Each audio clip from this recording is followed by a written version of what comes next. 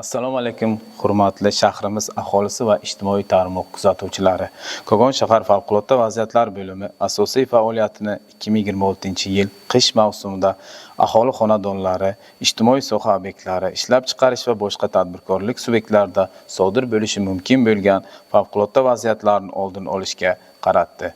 Jumladan 2026-yil yanvar-mart oylari davomida 7384 marotaba aholi xonadonlarida, 22 marotaba ijtimoiy soha obyektlarida, 24 marotaba tadbirkorlik subyektlarida, jumladan Kogon shahar sohibkor va saxovat dehqon bozorlarida o'rganish va profilaktik tadbirlar amalga oshirilib, yong'in xavfsizlik qoidalari talablariga rioya etmagan 78 nafar fuqarolarga nisbatan ma'muriy choralar ko'rish bo'yicha hujjatlar rasmiylashtirildi. Bundan tashqari shahar hududida mahalla fuqarolar yig'inlaridagi biriktirilgan davlat nazorat inspektorlari tomonidan mahallalarda, ta'lim muassasalarida va boshqa obyektlarda 85 marotaba davra suhbatlari, uchrashuvlar, yig'ilishlar o'tkazilib, 1723 ta sohaga oid eslatma tarqatildi.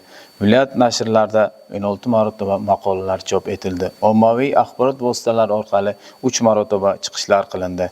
Aholining korxona va tashkilotlar xodimlarini sodir bo'lishi mumkin bo'lgan favqulodda vaziyatlarda to'g'ri harakat qilishga o'rgatish maqsadida tegishli soha xodimlari bilan hamkorlikda 23 marotaba maxsus taktik o'quv mashg'ulotlari o'tkazildi.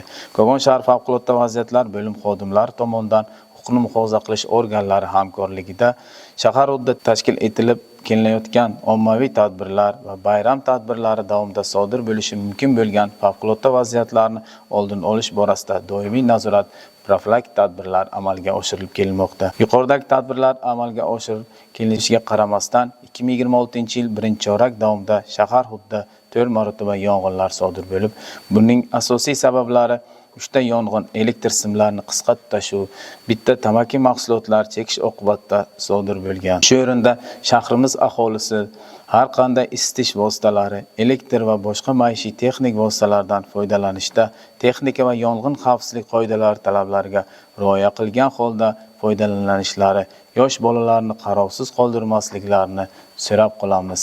E'tiborlaringiz uchun rahmat.